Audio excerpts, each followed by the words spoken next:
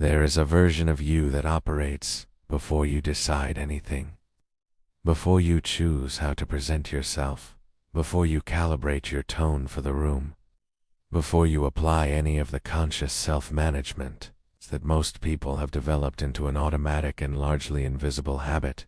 There is a prior state, a default, a resting configuration that your nervous system returns to when nothing significant is demanding its attention. Behavioral scientists call this the baseline. And what most people don't understand about their baseline is that it is not neutral.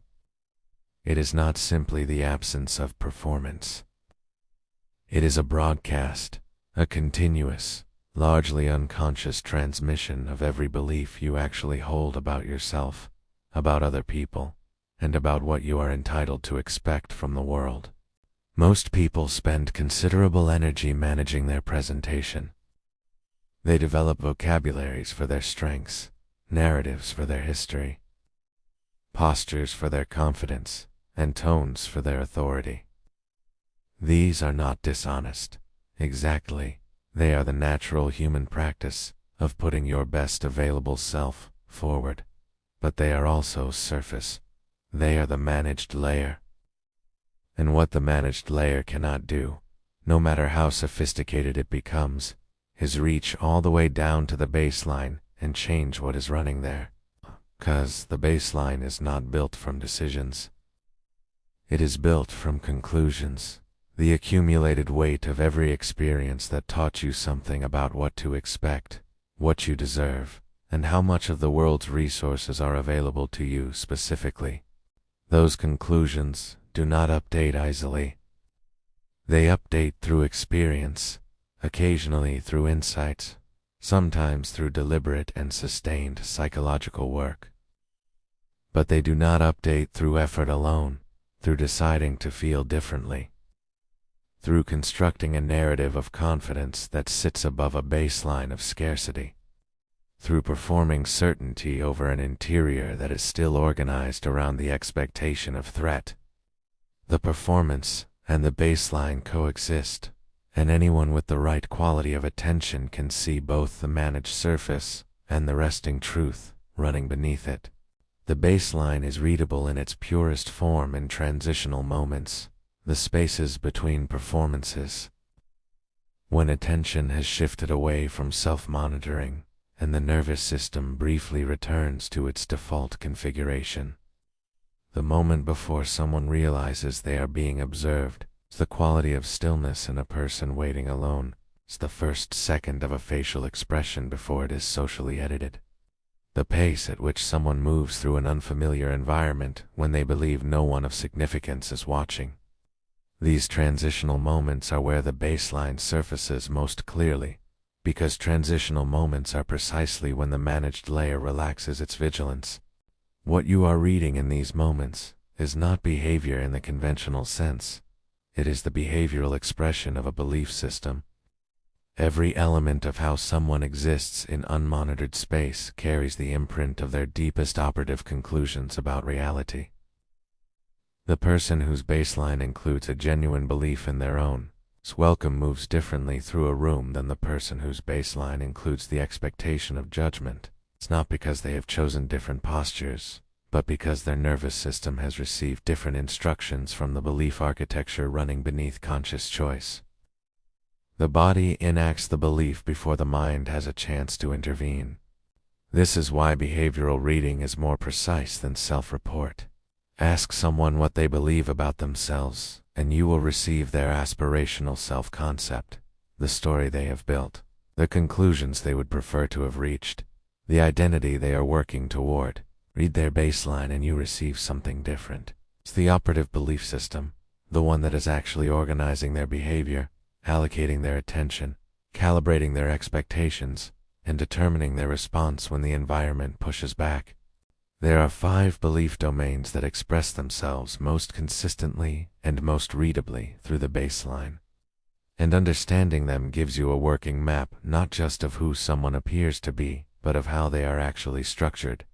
The first domain is entitlement architecture, the operative belief about how much of the world's available resources, attention, space, and goodwill the person is permitted to access. This is not entitlement in the pejorative sense. It is the neutral, psychological question of what someone believes they are allowed to have. This high entitlement architecture manifests in a baseline of expansiveness. The person occupies space without negotiating for it, initiates without checking whether initiation is welcome, expects to be received well, and produces the behavioral signals of that expectation before any evidence of reception has arrived. Low entitlement architecture manifests in its precise opposite, a baseline of contraction, of perpetual permission-seeking, of movement through the world as though occupying it requires justification that has not yet been granted. The critical insight about entitlement architecture is that it is almost entirely independent of external achievement or social status. It is established early, through the specific messages spoken and unspoken, that the early environment delivered about whether the person's needs, were welcome or burdensome. A person with substantial external achievement and low entitlement. Architecture will produce a baseline that carries the imprint of that early learning regardless of what they have built since. The achievement sits above the baseline. The belief runs beneath it. They are not always moving in the same direction. The second domain is threat calibration, the operative setting of the nervous system's threat detection apparatus, which determines how much of the environment is being processed as potentially dangerous at any given moment. Threat calibration is set primarily through early experience and modified, sometimes significantly, through adult experience of safety or danger.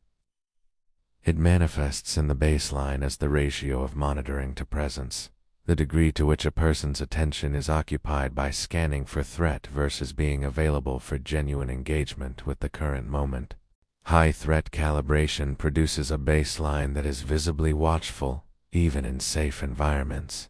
The eyes move differently, not with overt anxiety, but with a quality of peripheral vigilance that doesn't fully release even in the absence of any identifiable threat. Its responses are slightly faster than the situation requires.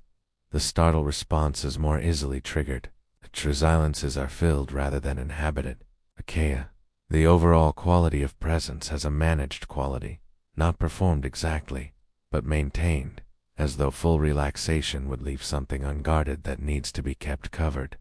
What high threat calibration reveals about the belief system is specific.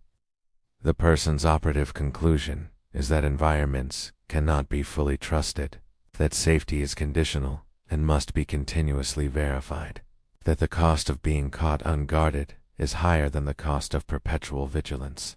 This conclusion is not a character flaw.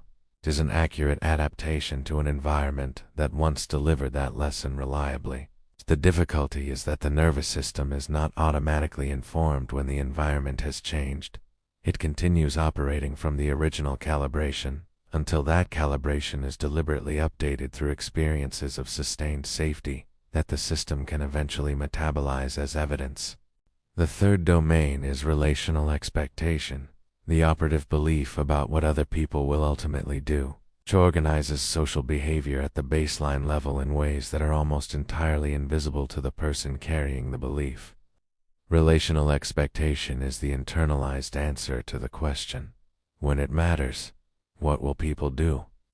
And the answer, installed through repeated relational experience, shapes every social interaction before it begins. A person whose relational expectation is fundamentally positive, who carries an operative belief that people will generally show up. That connection is available. That being known by others is more likely to produce care than exploitation, produces a baseline of social openness. They initiate with less hedging. They disclose at a depth appropriate to the relationship without prolonged evaluation of the risk. They receive social warmth without the background processing of suspicion that would convert it into a threat assessment. Their baseline in social environments communicates availability, and that communicated availability tends to produce the confirmatory responses that reinforce the original belief.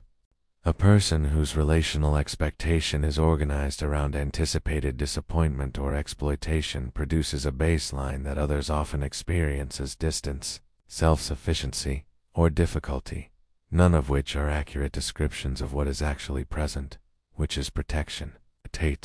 The distance is not indifference. 'Tis the behavioral expression of a belief that closeness has a predictable cost. 'Tis that cost has been paid enough times that the system has built a structural buffer against paying it again. Reading this baseline accurately, seeing the protection rather than the coldness, the belief rather than the behavior, changes entirely what a productive engagement with that person looks like.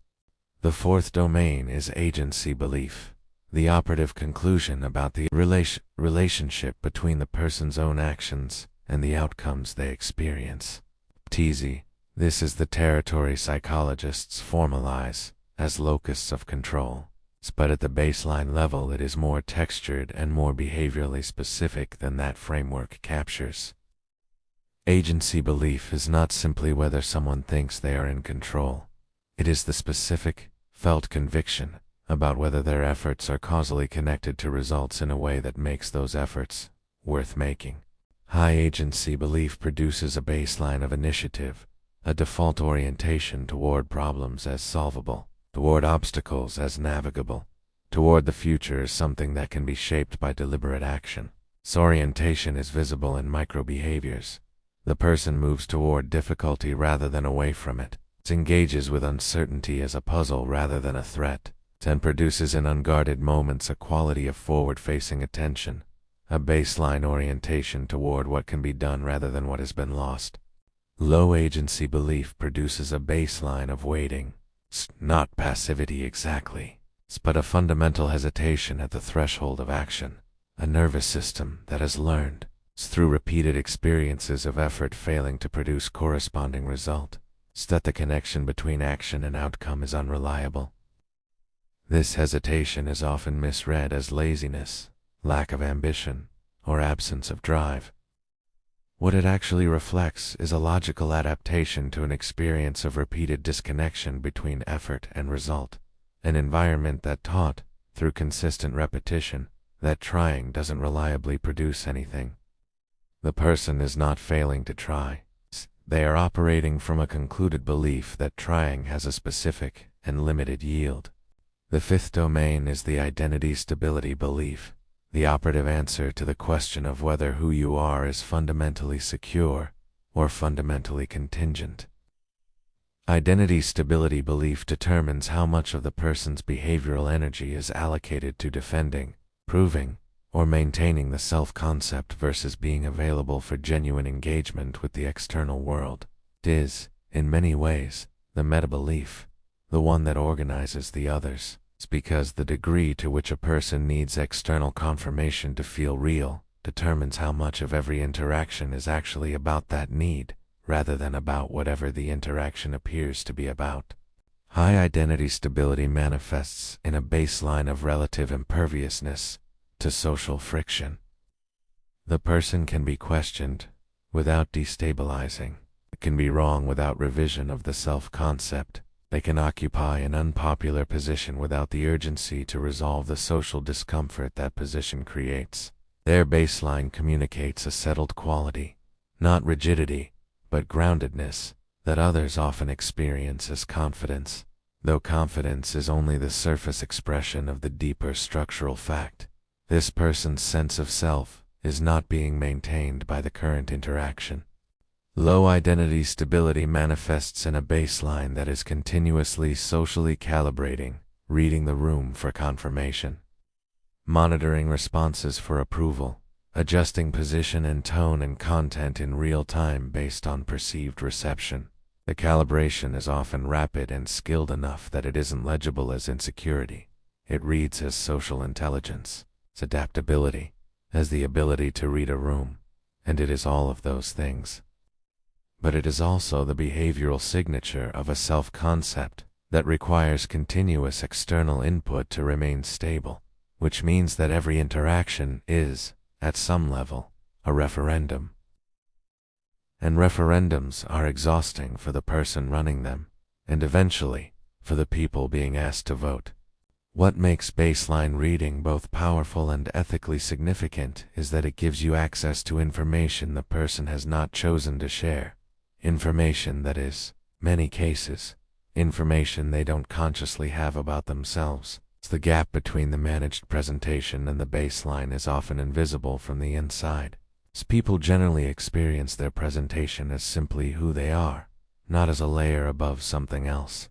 We are not aware of the belief system running beneath because it has been running for so long and so automatically that it simply feels like reality, like the way things are, rather than like a set of conclusions arrived at under specific conditions that could, in principle, be arrived at differently.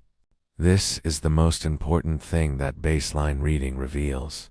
Not information about other people, though it reveals that too, but information about the constructed nature of the belief systems that organize behavior.